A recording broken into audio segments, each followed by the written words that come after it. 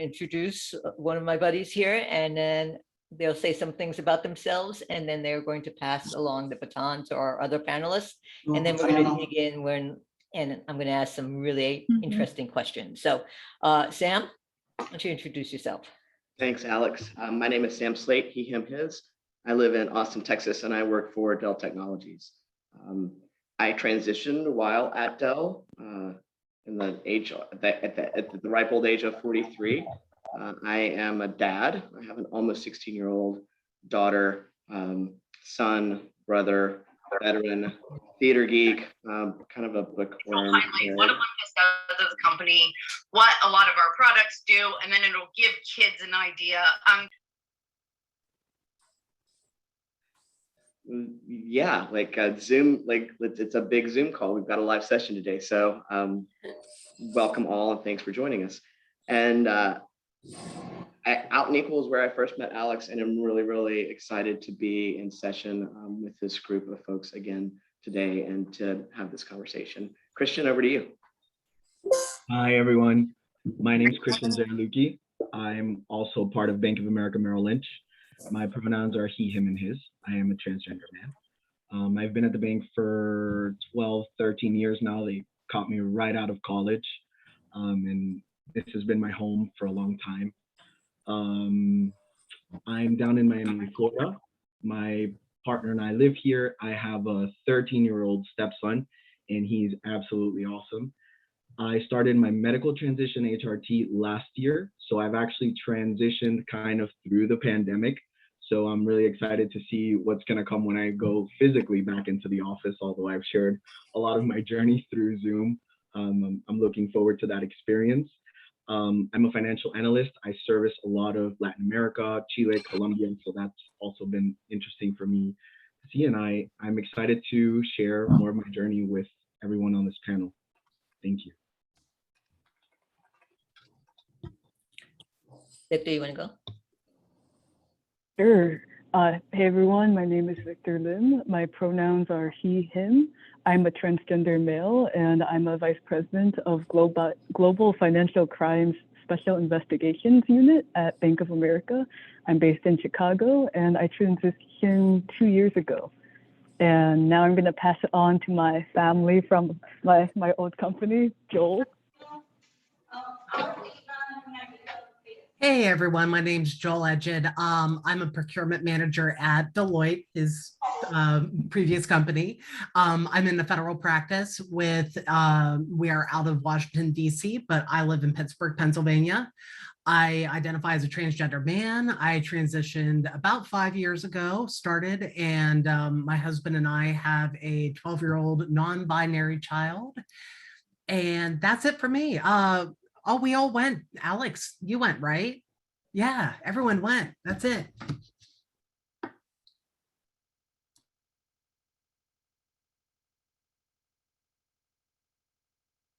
You might be on mute, Alex.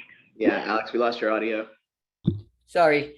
A lot of you know when I transitioned, or I started my transition, and when I came out was 3 years ago on stage in front of 6,000 people. So that was the excitement of my life.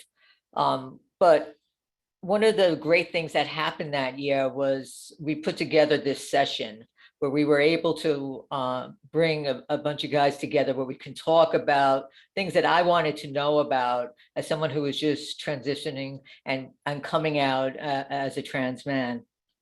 And one of the things that happened after that session was I got a lot of emails and text messages from people saying, wow, the title of this session and the whole purpose of the session really hit me hard. It really made me feel like I do have a community. So my question to you all, and anyone of the panelists can jump in, is that why do you think this session and the title that I used was so important to some of the people, some of the guys in this group? Someone want to jump in? I can comment on that. Yep. This is my first Out and Equal, and I had no idea what to expect or what was going to happen. And to me, reading that title, it kind of just yells at me, you know, inclusivity and something that's inviting. And it just kind of opens it up for us all to have a conversation, not just the panelists, in a safe space. So that's what called the attention to me personally. I have nor had any idea what to expect from the panel, but that's why it was inviting to me. It's when you say, let's hear your voices, it's extremely inclusive right off the bat. That's great. Anyone else want to jump in on this?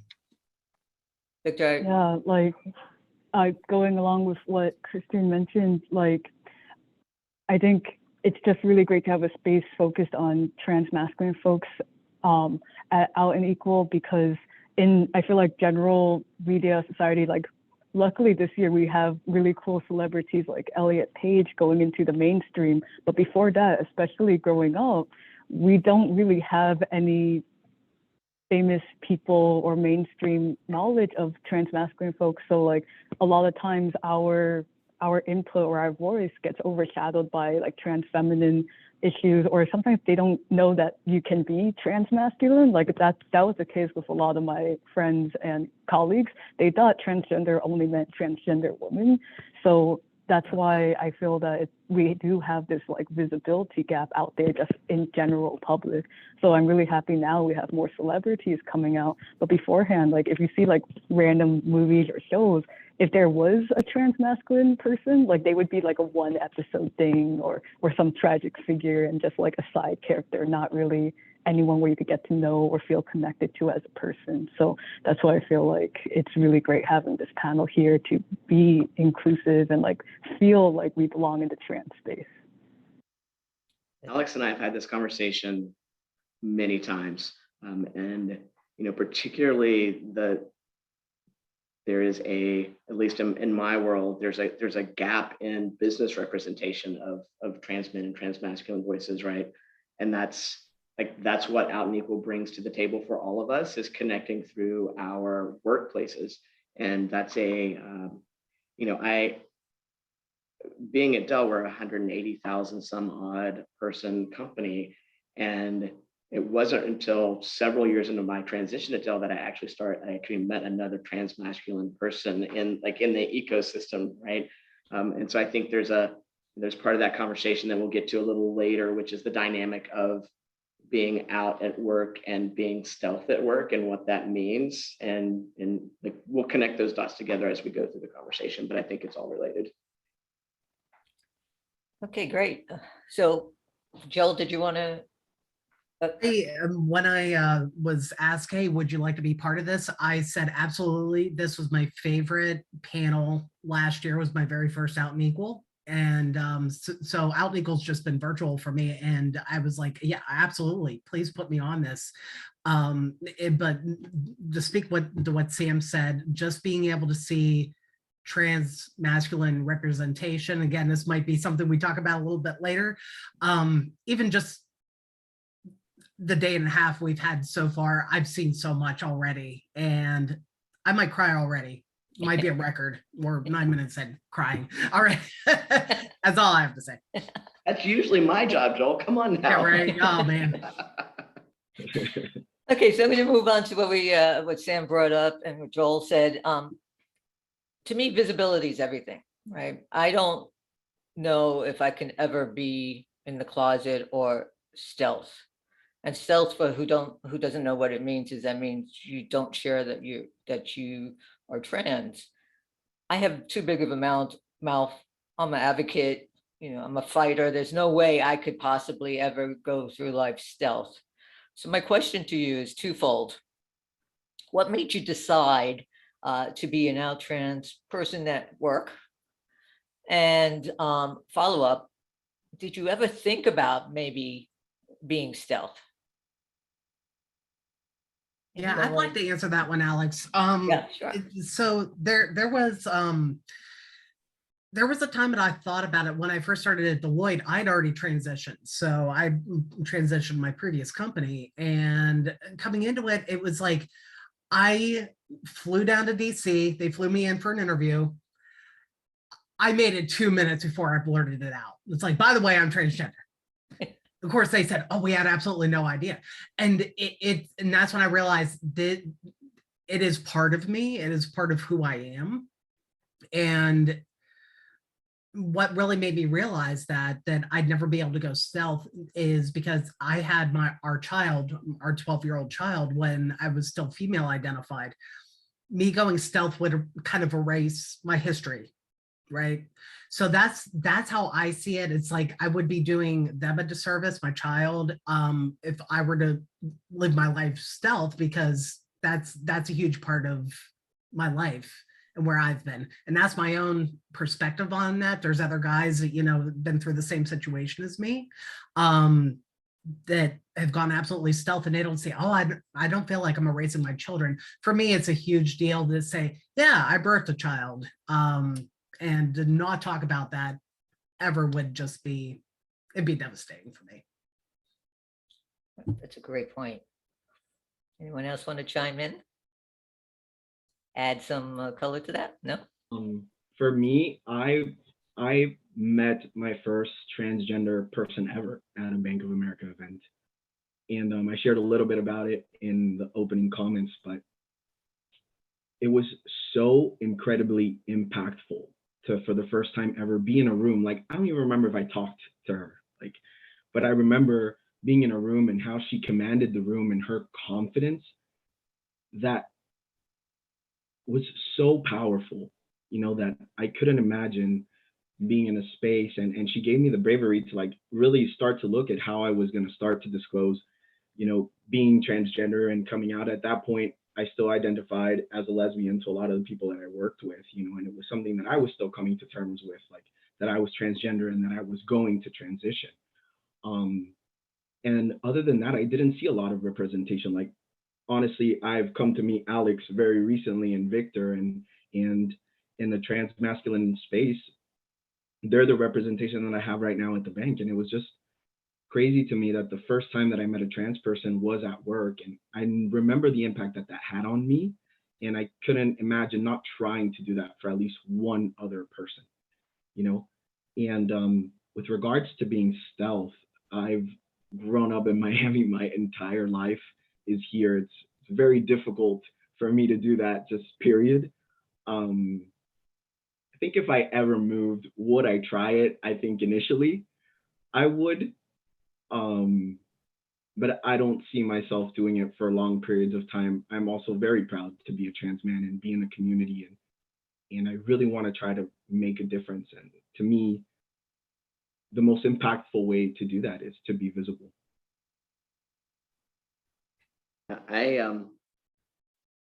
I didn't want to leave Dell, so it wasn't really it was not a choice to be able to be stealth in during my transition, and that's a thing for for everyone who's here today, right? Sometimes that is something that happens as a person will transition and then will change jobs on purpose so that they don't have to be out and trans identified in the workplace, because they might not feel safe, or because that's not how they wish to proceed in their sharing and in their lives. And I felt very strongly about going through that process with my peers at work. And it's really interesting because I didn't there was a lot of our transition toolkit at Dell that was was very tailored to how the employee wanted the experience to be. Like how do you want to communicate? How do you want to tell folks? And for me, I was like, I've never done this before. I have no idea. We had this conversation now quite a few times, which is a person who's transitioning likely has never transitioned before. And so there are more unanswered questions than there are answers coming into this conversation, which I find ironic, right? It's just really, really ironic. And that's part of what the visibility has helped accomplish for me, is being able to see other folks and just know who I could ask questions of and say, how did you approach this? What was this like for you? How would you recommend for it to be different? And that visibility also ties back to my privilege. I live in Texas. Anyone who's a policy wonk might understand we've had some very, very challenging state legislative agenda this year. Last night was particularly brutal with the passage of House Bill 25 making it out of committee. It's an anti-trans youth in sports bill. But I'm safe. Like, I'm not being attacked. I'm safe at work. I'm safe in my home and in my financial situation. And that to me makes it imperative that I provide, I want to be a resource for those who might not be safe. And that's the reason I choose not to be stealth. And I'm also like Alex, I'm a big mouth. I couldn't be stealth if I wanted to. Joel, I'm with you, right? I'm the same way. Just right, blurt it out, just like the conversation can't go 2 minutes that I'm not outing myself. And I kind of like that about me, and I kind of like that about my life. But it's a very interesting dynamic of what does it mean to be trans and your own self-understanding of your intrinsic transness, and do people feel less than if they are stealth, and do people feel less than if they are not out? And I want to make sure that that's not the message that we are conveying. Like, I have a choice, and this is the choice that I lean into because of how I experience my transness. But that doesn't mean it's for everyone. And but I do think that it's important in the dynamic of, we hear these conversations of, I just want to be myself. I just want to be he, and I don't want to have this conversation. And that is a very valid point of view. But it does feed into that dynamic we're talking about of why Christian, knows Victor and Alex, and that's it. And I know a handful of people that are like on this call that like, this is our transmasculine representation in our lives. So it's interesting and important, and all points of view are valid in this. I just want to add that, and I didn't mention this in the beginning, Sam is the first trans man I ever met. And we met 2018, I believe it was, and we became fast friends. We met at a closed door trans meeting at Out and Equal, and after that, I kind of just like hooked on to him. I'm like, you're going to be my mentor as I make these decisions and do this at the ripe old age of 50, So I wanted to just put it out there. Also, great point about, trans and stealth. And I didn't want to confuse anybody, because one of my favorite topics is, I hate it when people put you in a box that you're not trans enough. I don't want to be classified that I'm not trans enough. That you haven't gone through surgery, so you're not trans enough. You're not taking hormones. You're not trans enough. So I want to make sure that we're very clear on that. So as we're going down this deeper, darker, more serious road, and we'll come out of it in a moment. Sam and I was on a panel, Summit on Demand, where this term came up. Let me step back for a moment.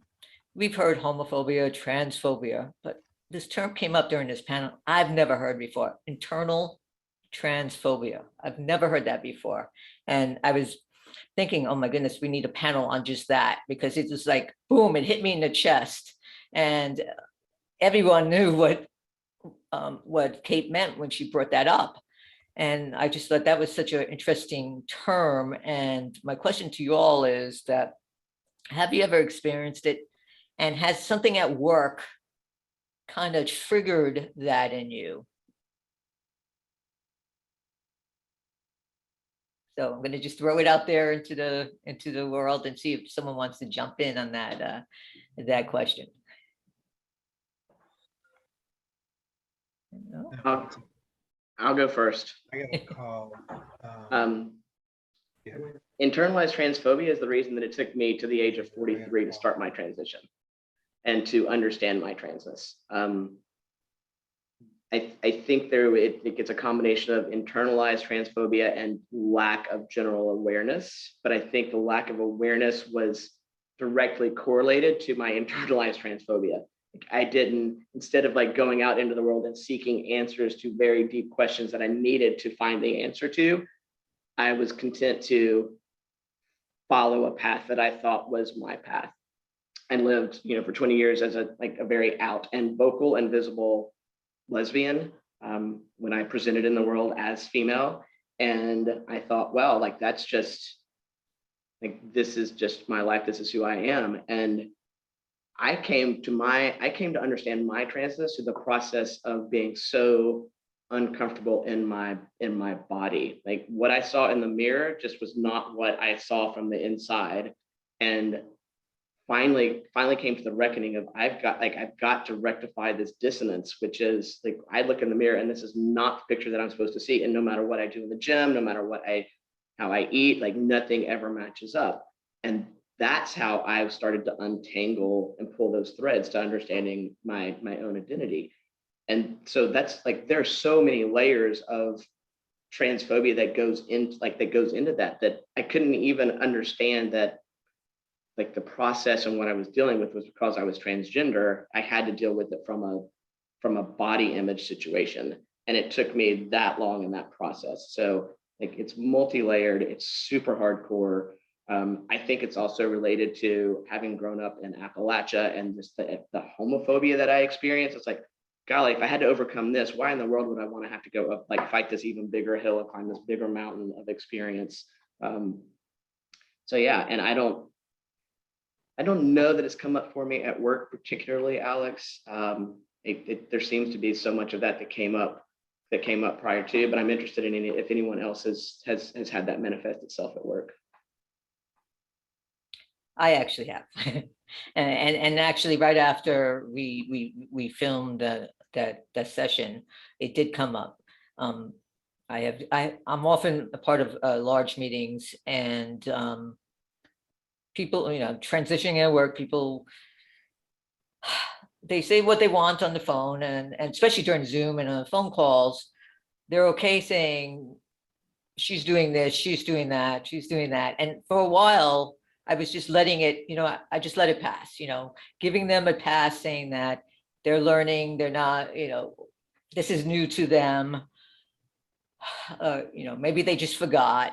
And I was giving this one guy a pass for a long time. And I emailed him a couple of times, just, reminding, and a blind CC, reminding everyone what my pronouns are, and then after, having that panel session and that internal, and I said, why is this so hard for me to tell people, dude, you're not addressing me like I want you to, right?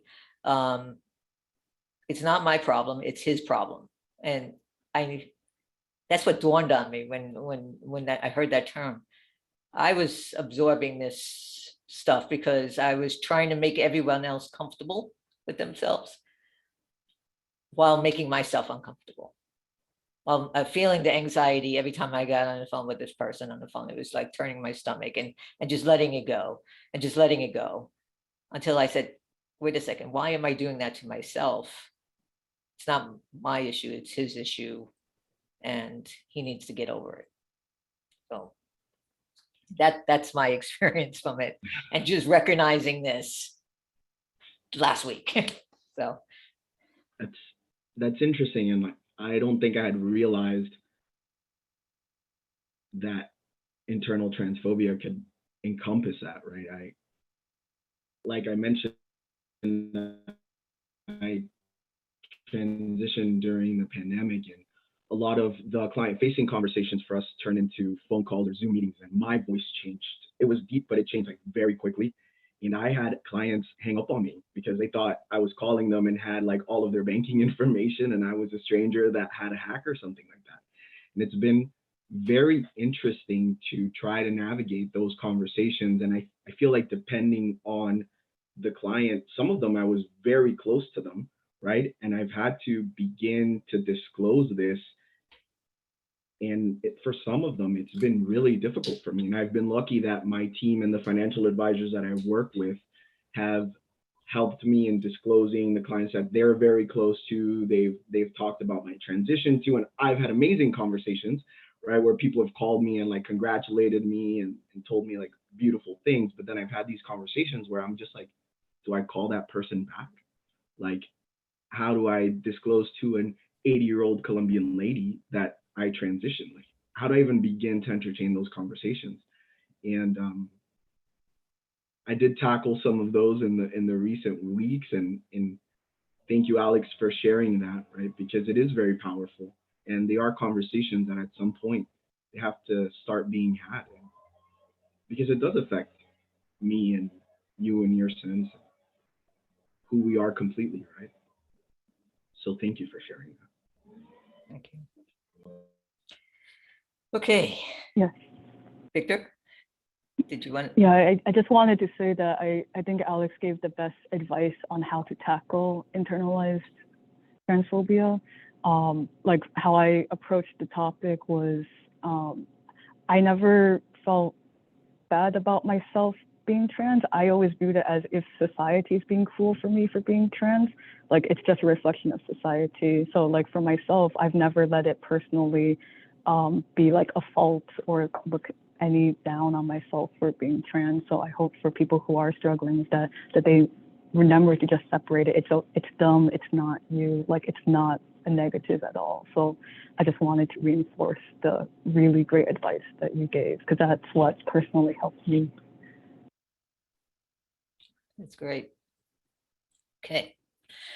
Now, talking about the workplace, the business place, and we touched about it, but I want to go back to this about the looking at successful trans men in business, right? Can I name any of my hands right now that, count any in the business world, in banking, except for those that I've met here, but do we know of any, like, let's just keep it to the banking world because there's a few banking and finance people here at the moment. And I know tech, Sam is in tech, but I don't know of not one person outside entertainment, not one guy who's there, who's reached a level of success that I can say that's what I'm striving to do. So why do you think that is? Number one, the first question. And can you be do you think you have that strength in you to be the trailblazer for the youngins that are coming behind you? And some of you are young. I'm 50, I just turned 55, so I'm allowed to say everyone's young on this call, but do you think that you have that strength now in 21 to be the trailblazer, to be successful leader in the community? Anyone? To the world here. I feel really strongly about this question. So I'll start it off.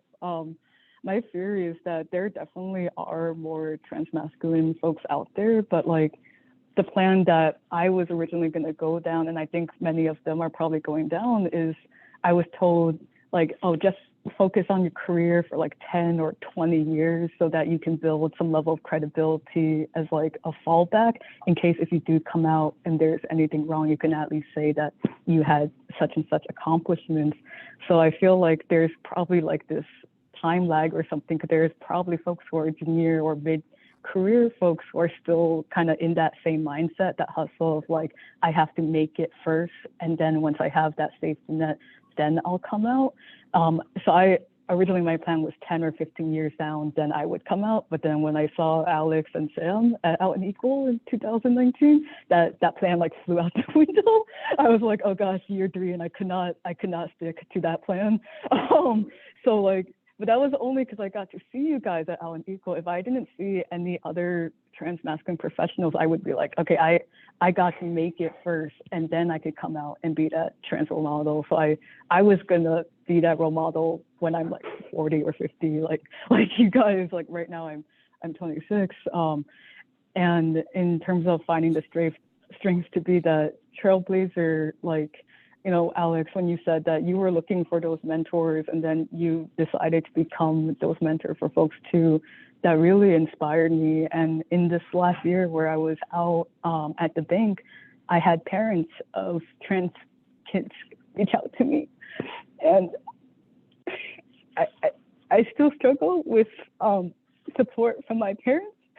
So it meant a lot to me that I was able to help support these parents, be supportive to their kids, and just hope that they have a better time so they don't have to worry or go through those challenges. And it just meant a lot to me to be able to do that.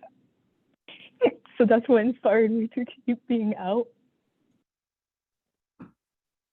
That's Sending awesome. you hugs, Victor. Sending you Awesome. hugs. I think to add So- to what Victor's saying, also, being out at work comes with a huge commitment and responsibility, right? And whether we like it or not, it becomes a part of our identity. And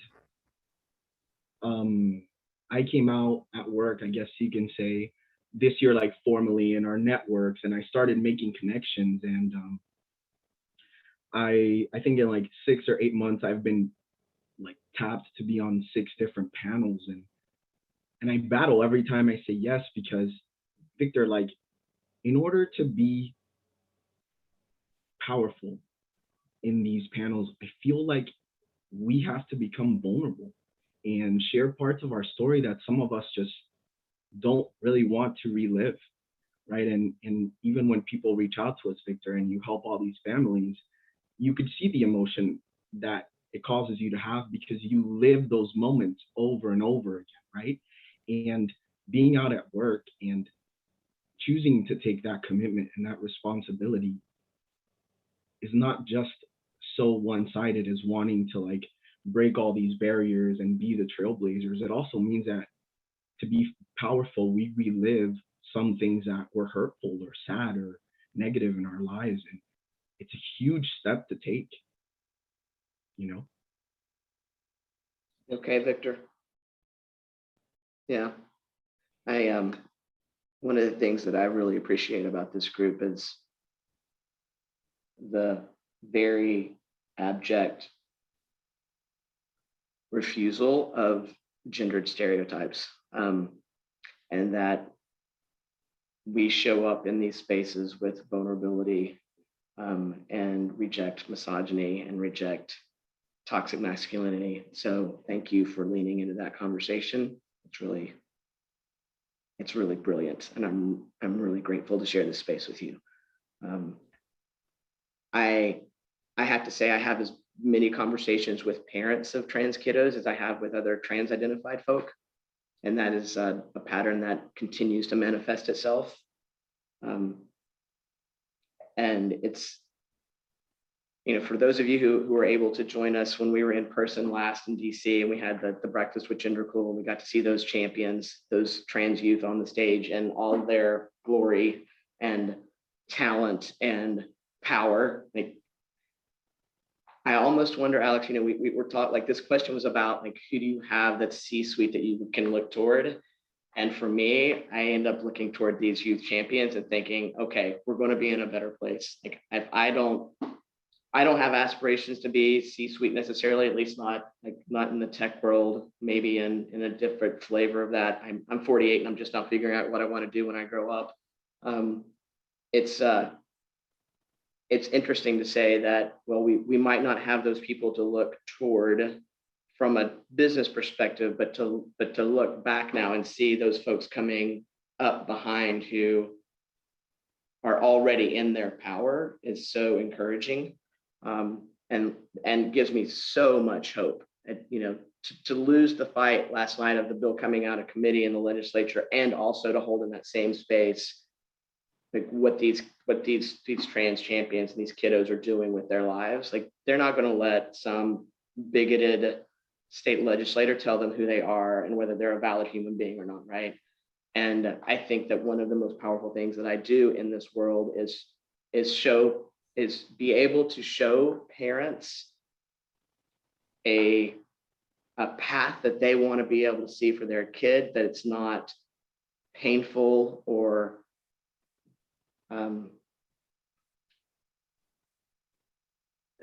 that they reflect to me as successful. Like that these parents can say, I worry less about my kid when I go to bed at night, because I can see that you have a life and that you are loved and that you have support and that you are successful at work and that you're in these spaces sharing your story and that you feel like you can do that. And that, to me, is worth the cost. Kristen, you talk about what it costs to be visible. That, to me, is worth the cost of visibility all day, every day, for parents to have, just even if it's just a little sense of relief, because it's hard to be a parent and have a trans kiddo in this world with what's going on and what has continued to go on. Like, it's hard to be us sometimes, but I'm a parent and like when you like, it's like I would go through anything if my child didn't have to go through it, right? So like I have a great deal of empathy for folks that are in this situation, for sure. So just to jump in on that gender cool group that when we were live 2 years ago, I had to walk out of that group because I was crying. And I was crying because they have a life that I didn't have ahead of them. They can do anything. They've been given that power of love and acceptance by their families to grow up and be whatever they want to be without, judgment and fear of being abandoned and not loved. So I remember I was in the back. Sam was hosting the panel and I was in the back. And I remember the tears were just coming down my face because it was mourning my childhood, that I wish I had that experience. And what would I become if I had that? What kind of successes would I have had? And maybe I wouldn't have had the relationships that I've had in my life. It took me till I was in my 40s to meet the love of my life and to settle down and really and find myself. If I had that as a child, if I had those parents who like held me like these kids have their parents do, it would have been a much different experience for me. And now I'm in tears now. So hey, it's not a panel until we're in tears.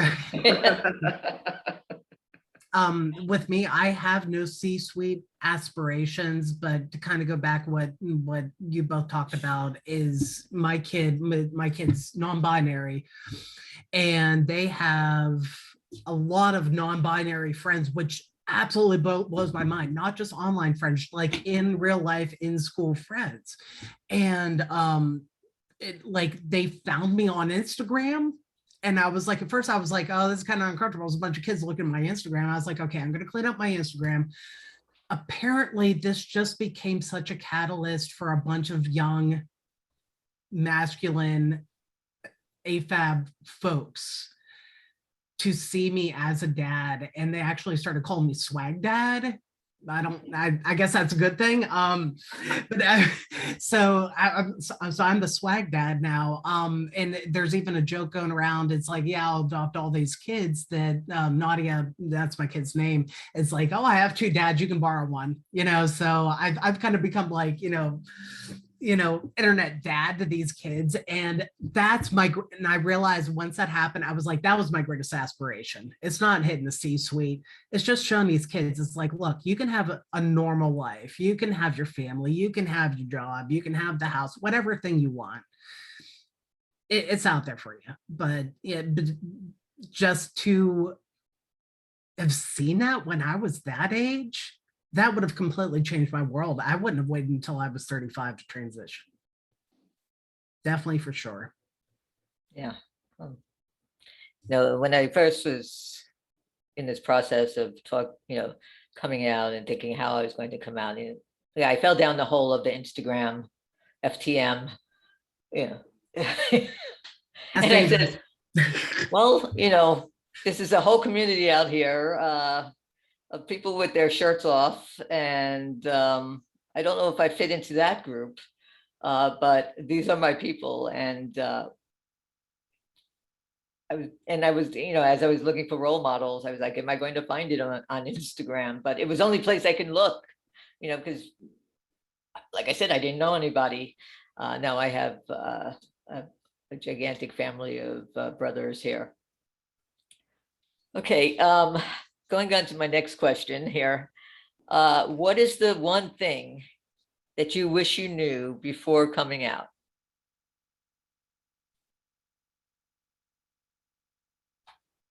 That we exist. I mean, I think this is such an interesting thread among all of us, that we all have a story. The first time I met a trans man, right? And Alex, I know you have that story. Christian, you have that story. Vic, you have that story. Sam, I don't know if your stories are similar, but we all have that story. It's like the first time I ran into a trans guy, I think I was 28 years old. And so older. it took me, and that's when I really started wrestling with it. And I looked at him and I was like, wait a second. So I just have to take testosterone and I turn into that, right? And it was a very long struggle, but if I would have seen representation earlier, would have completely changed my world. I don't know where I'd be now, but I know for the younger kids, it definitely changes their world to see us up and around. Yeah. Tie it back in what I just said. To me, I think one of the things that I wish I knew before coming out was just to focus on people in your life that are worth your time and energy and like patience. I feel like I had so many people around me that were just fluff, and when it came down to like the nitty gritty, right, you kind of start to see and how you spend that time in educating people and how receptive they are. That was a big lesson learned for me that I wish I would have known before coming out, and I think that goes across a lot of different parts of life, right? But in my transition, that was a big lesson learned for me. Victor, Sam? I think for myself, something that I wish I knew earlier was that I wouldn't have to go on my journey alone.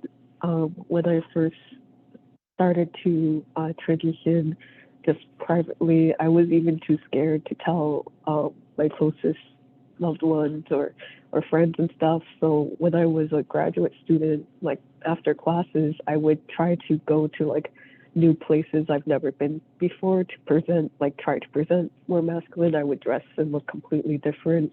But I wouldn't tell anyone. And one of the greatest fears I had when I was doing that by myself was that if I got hurt or something, that no one would recognize me or my loved ones won't be able to find me just because I looked so different, and I was just so scared of anyone knowing. So early on in my transition, it was characterized by a lot of just like fear and anxiety.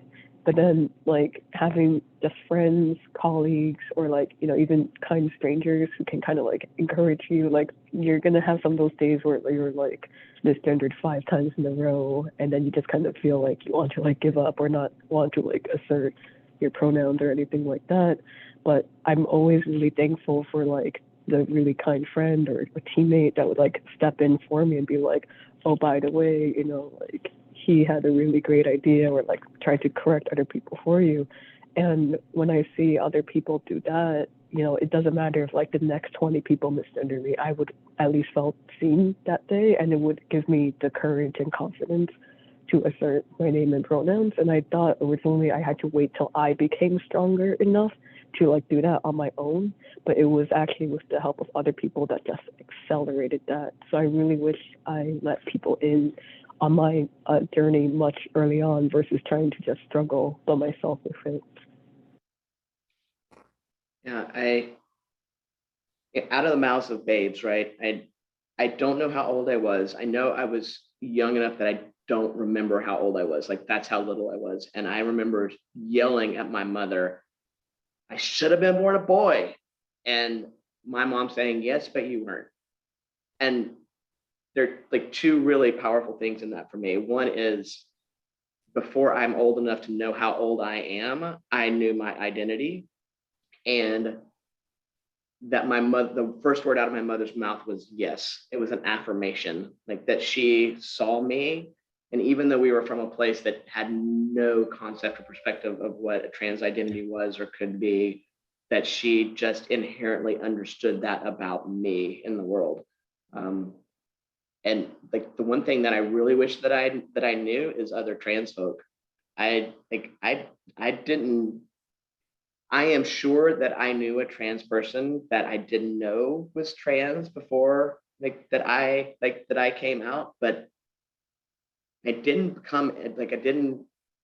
It's like there was this barrier between connecting with the community until after I accepted my transness and went through that really isolated, lonely journey of exploration, self-exploration, and self-acceptance. Like it was months and months and months of me and my primary care physician. Like it was months of just me, and then it was me and my primary care physician, and long months. And that's not me. Like I'm an oversharer. Like Alex will tell you, like I make them uncomfortable all the time.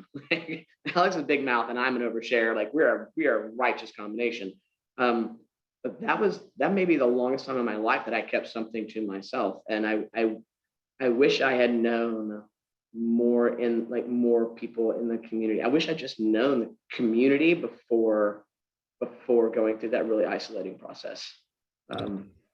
And I kind of wonder why we do that to ourselves, because it sounds like there's a similar thread in that, right? Like Victor, that sounds very similar. Like it's that, and I wonder if that doesn't connect back to the internalized transphobia conversation earlier, right? Like that we do that to ourselves in that process because of our own internalized transphobia.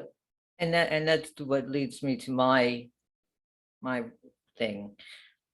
Knowing that I'm worth it. Knowing that. And to trust my feelings. I knew that way back when I was 4 years old and my mother was trying to take the pants off of me that she bought me, my very first pairs of pants with the zipper, and I did not want to take them off. And I knew then, and I knew who I was, and I let the world kind of shape my thoughts about myself. And that shaped my self-worth. And I didn't think that I was worthy enough or strong enough to carry myself in a manner that I should have been. And so I should have known back then, and I should have known that I was worth it and I matter, and that who I am matters to this world, right? And also I wish I knew trans people, trans men. Okay, so we have about 10 minutes left, and I would like to open it up to some questions. If you want to throw it in the chat, if we turn on every mic, we're going to have like everything's going to break. So I know that the chat has been on fire since we started with everybody. Erin was in there, and Dina was in there, and Eric Day was in there. Everyone's was in the chat, chatting away. Jamerson is in the chat. So there's so many people who are lighting the chat on fire. So I would love to take 1 or 2 questions. Does someone want to read the question on here? Pick a question from the chat and shout it out. Somebody want to volunteer for me and do that? Sam. So this was a very early question that was asked at the very beginning. And I think that's important that someone piped in very early, which was, how do you impress on your leadership management the necessity of leadership training that includes all gender minorities and not just cis women? And what workplace challenges do you think transmasculine folks face that are common to us and common to cis women, and what challenges are specific to us? Which, like, that's a very, very layered question, but I think is really important in the context of Me Too. It's very important in the context of like what training do we experience in the workplace around gender diversity, and like how does that, I don't know, like I'm throwing it out to the group. Like, what do you think? It's a big question. It is a big question. I will start. Here's one of my experiences in this. After I transitioned, I started going to the female identified folks on my team before we went into town hall meetings and big fireside chat meetings and saying, is there a question that you want to ask that you are concerned about asking because you don't want to be labeled as that type of person or an aggressive woman, or you just don't want to be tagged with that in front of leadership? And I think that speaks directly to this question, which is, I get the privilege of the bro card in those situations where it's like we have predominantly male leaders. And if there are female identified folks that don't feel comfortable asking a question, then I can ask that for them. And so like that, to me, that illustrates both of those connections, which are my female identified teammates understand that I was assigned female at birth and can share in their experience, and they trust me. And also I have the privilege of being presented and perceived as male in these circumstances, and I don't suffer the same consequences that they do for asking these questions. So I get to sit as that bridge in the middle. And Shane, I would just say that that's my answer to your question. Like that's kind of where I end up existing, is being able to connect intimately with the experiences of my female identified teammates, and also being willing to take their voices to the power male structure in the room. And I feel like that's super important. That's a great answer. That's a great answer. And that leads me to thinking about something that I heard in the premiere session this morning, Latin America, gender in Latin America. And they were discussing everyone in our community has to be allies, right? We want, we're always asking for allies outside of the LGBTQ plus community, but we have to learn to be allies to each other, right? Not only within our community and outside our community, right? Being an ally to a cis woman, straight woman, right?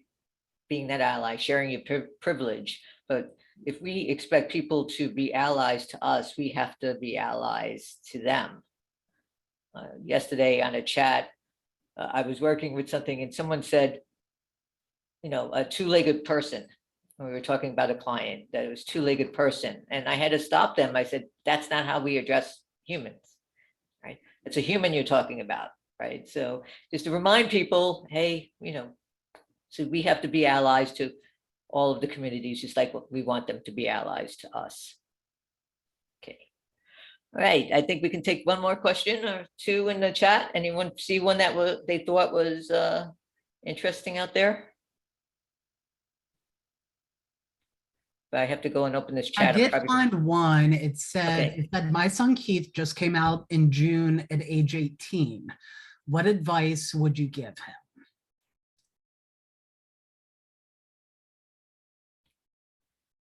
Well, I'll go first.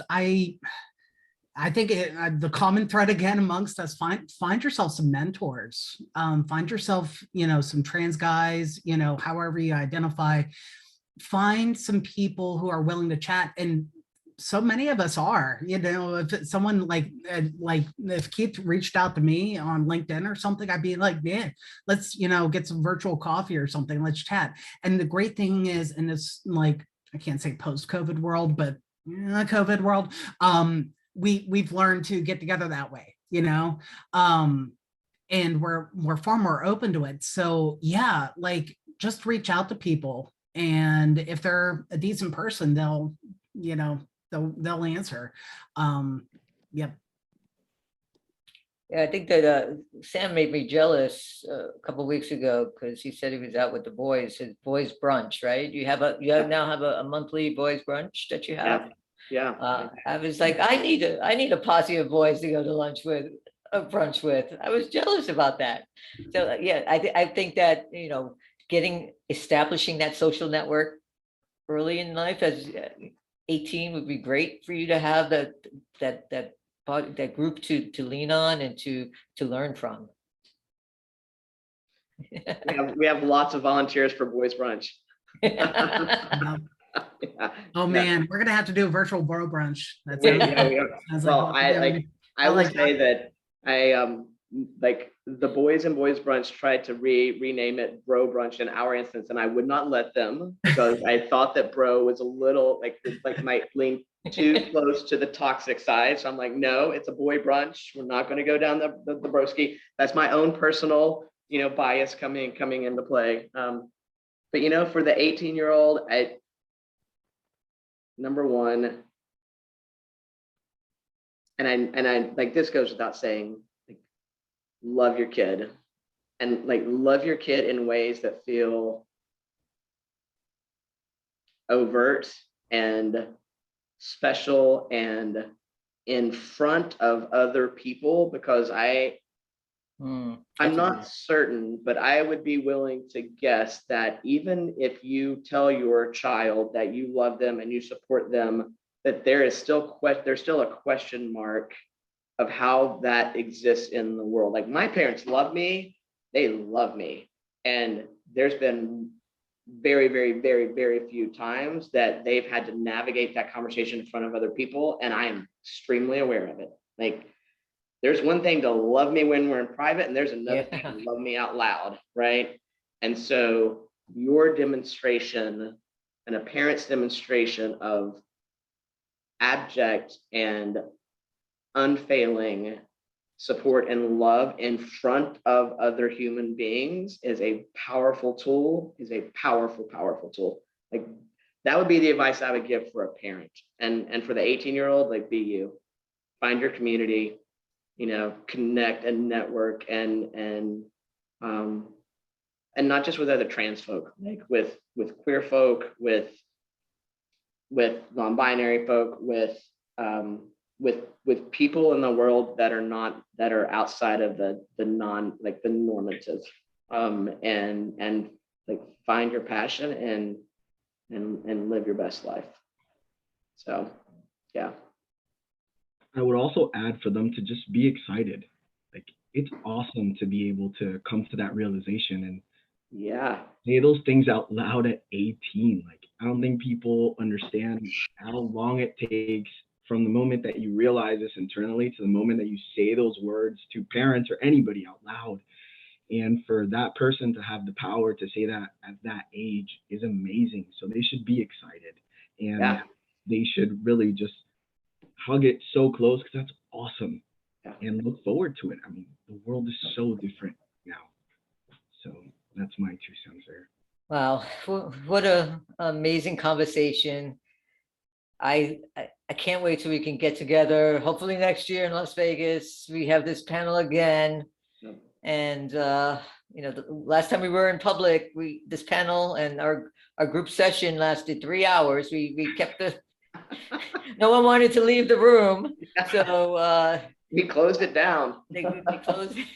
I actually had to leave. I had to go to dinner with my boss, but everyone else was going on and on. So hopefully we get to do that again next year. You guys are wonderful. Thank you so much. Thank you to Out and Equal for letting us have this time. Thank us, all our companies that allow us to speak on their behalf and to be our best selves and our authentic selves. And just know that I'm there for you all. Reach out. Don't be alone. Beard, like, my contact information is in my speaker notes. Please. Same for me as well. Yeah. Likewise. Yep. For sure.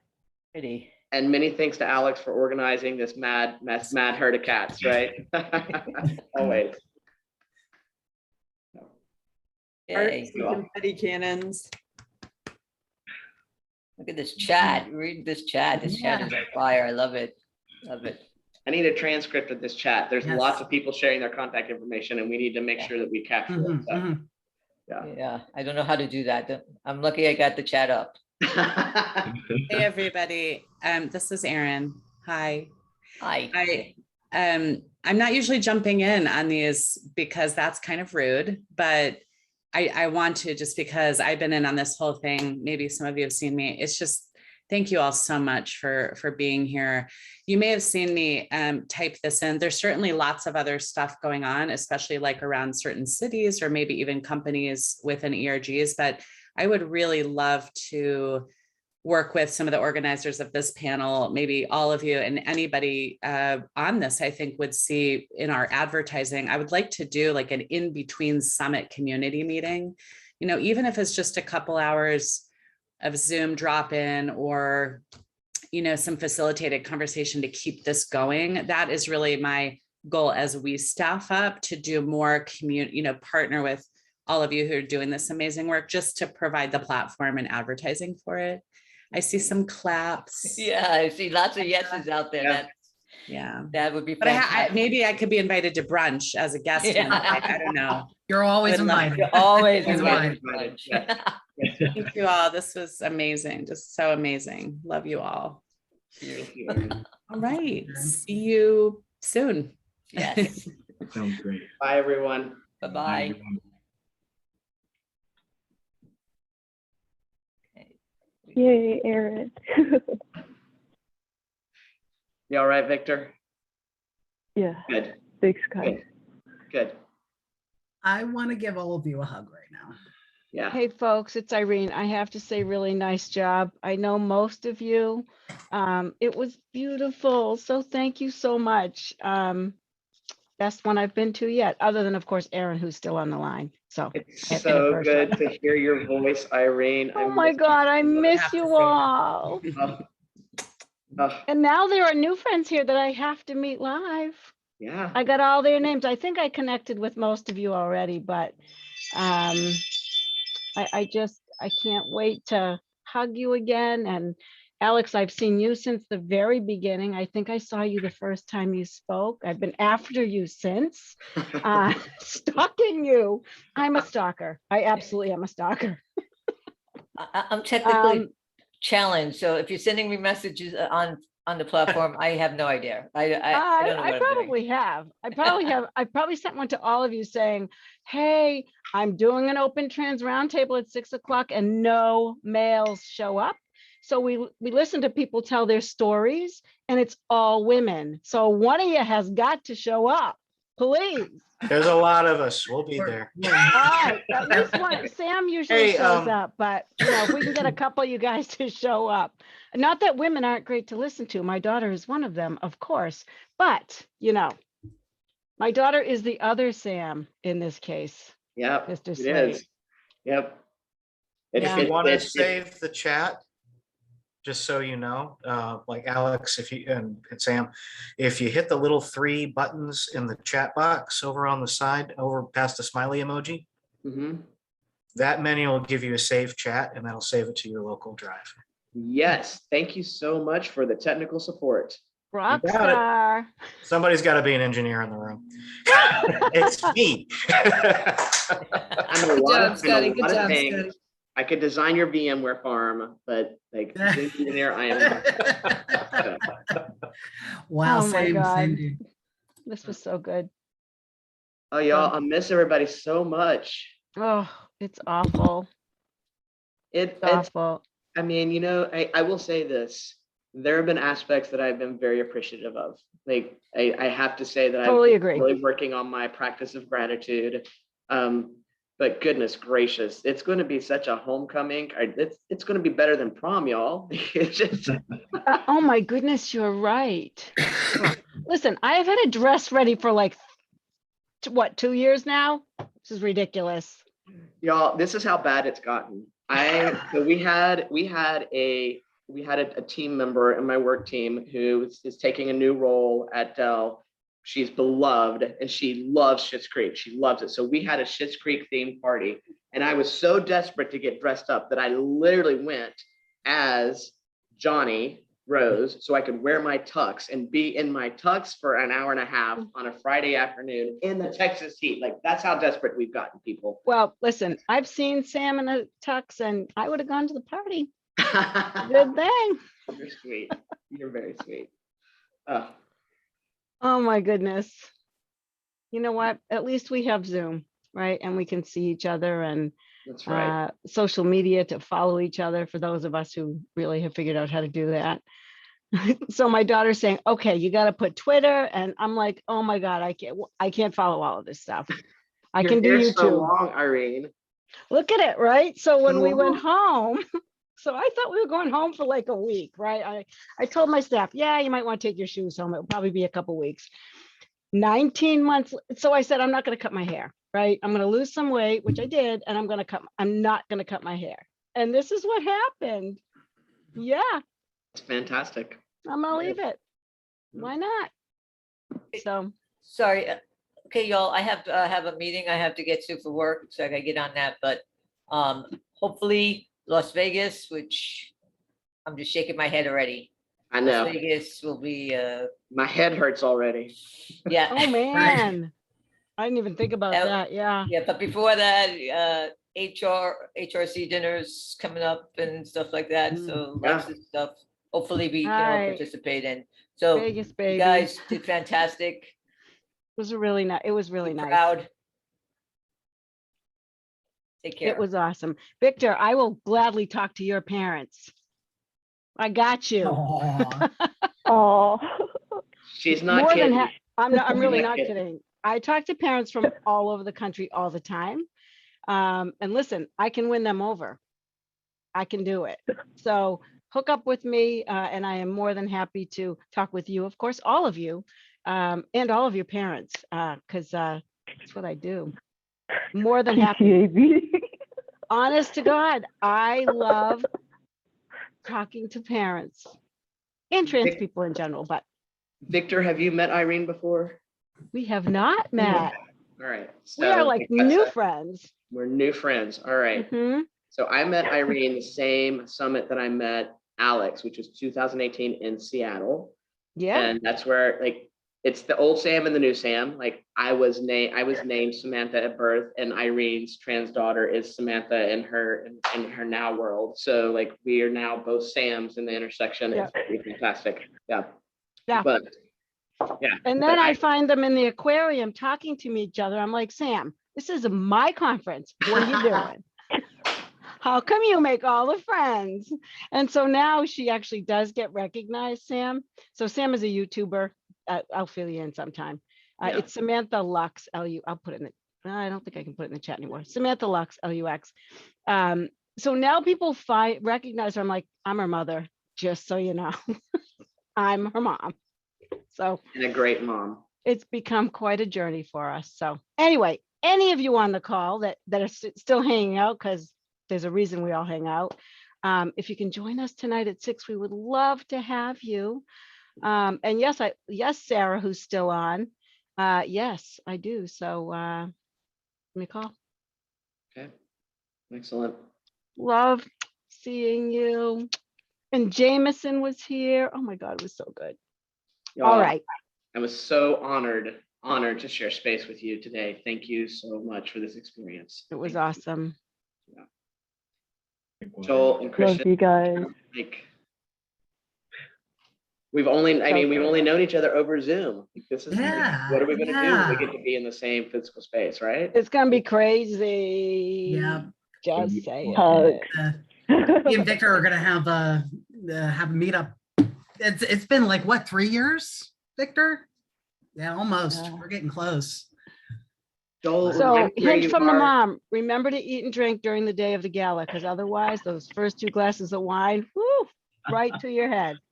Yep. 2 years in a row for me. All right, folks, I'm gonna get going. I hope I see you again at Summit. Enjoy the rest of your summit, and hopefully we'll see you tonight. Bye, Love to Irene. have you tell your stories. Bye. Well, a lot of folks have still been hanging out. Does anyone want to ask a question? I probably have 1,000 of them, but I'm in Mississippi. My name is Jessica, and I'm a lesbian. My family is very, well, at least my mom and grandmother are very not happy with that, of course. Yeah. But it's just been fascinating to listen. What did you say, Sam? I was just going to say to like if I know like moms and grandmoms sometimes get all the twitch because they were imagining this beautiful wedding and tell them you can still have a beautiful wedding. Like that doesn't Right. Right? Absolutely. Absolutely. Whereabouts in Mississippi? I'm just not wearing your dress, right? Yeah. I am in Pearl, just east of Jackson, so central Mississippi. Do you know Caleb and Carrie in Tupelo? I don't. We I should need get to you meet them. introduced to Caleb and Carrie. You need to meet Yes, them. please they're good do. friends. They're good friends of mine, and they're amazing. And they both work for Toyota. And Okay. I met Caleb and Carrie through HRC, but also now our Out and Equal lives intersect. So, Neat. and And I drive a Toyota, so I mean, we're destined. perfect then. Come on now. There you go. There you go. Oh, that's awesome. You guys, you are awesome. I'm so grateful that you were on here. My partner is more masculine presenting. And I think that she grew up she's 20 years older than me. And so like, she grew up in a generation that was not, you don't talk about that. That's just, especially if it's not, I guess you say completely transgender. If you're like masculine presenting, it's almost like it kind of gets invisible really easily because like, well, at least you're not all the way, and it's like, yeah, that's not how it works. It's still a part of me. It's still who I am. And So that's just something that we've kind of navigated together, because she hasn't really ever been able to talk about it until, you know, recent years, when we actually met in church, at a church that's like 99% gay, lesbian, transgender.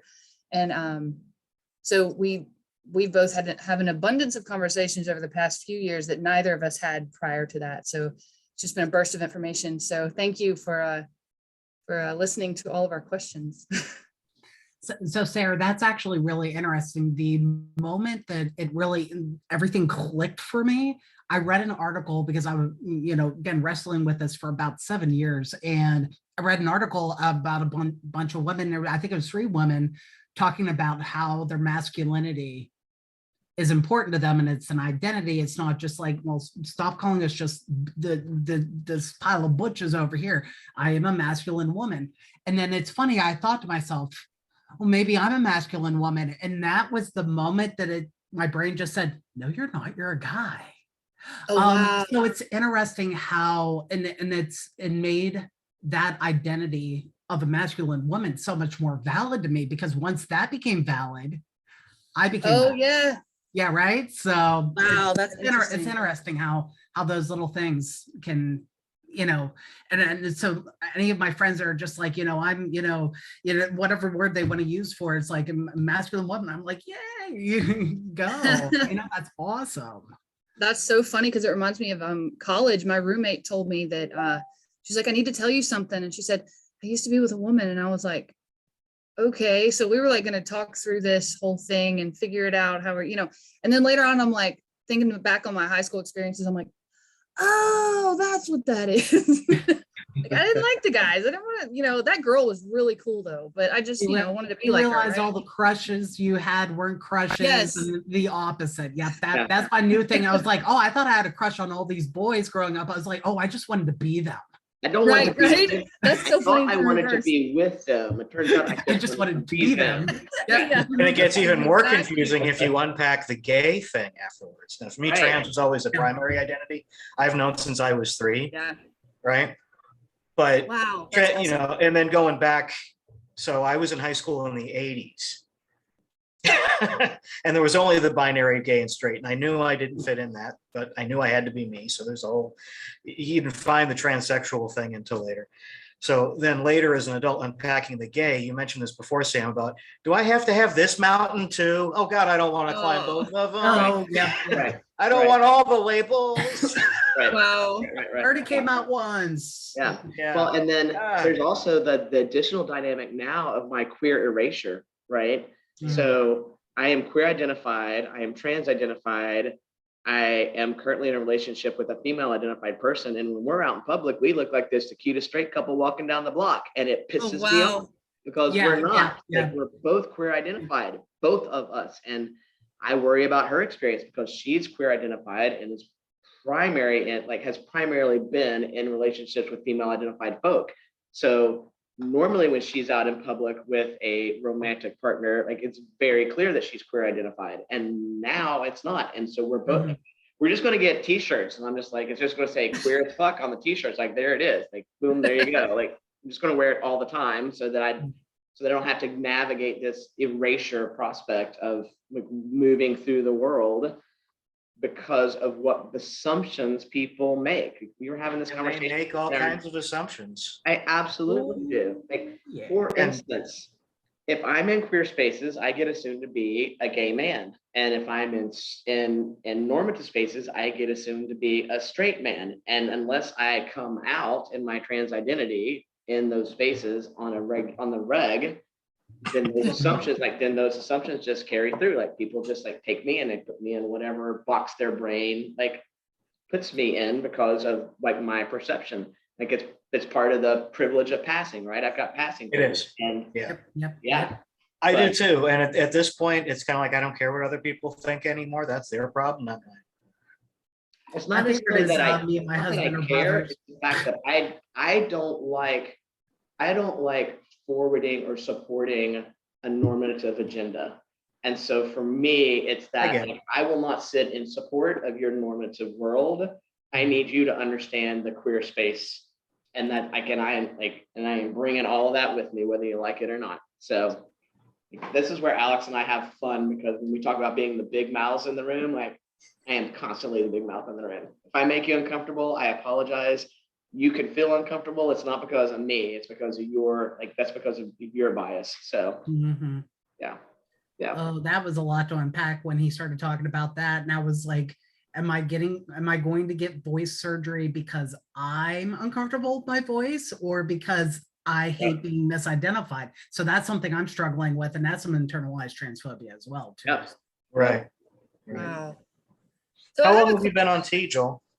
5 years, 5.5. 5 years. Okay. So, yep. So, So my, it is my what it voice, is. I was a first soprano opera Okay. singer before all of this, and that's part of what my voice is also. I've gone through training, but my voice is also set on how I learned to speak and sing before transition. I can butch it up all I want, but but you're still Yeah. breathing with your diaphragm. I Yep. sang tenor in Yep. junior high school before Yep, T, exactly. so yeah. It's a very, very interesting process. Yep. Yeah, and it's different for everybody. Yeah. Yeah. Genetics is a bitch. I'm looking at, like, yes, and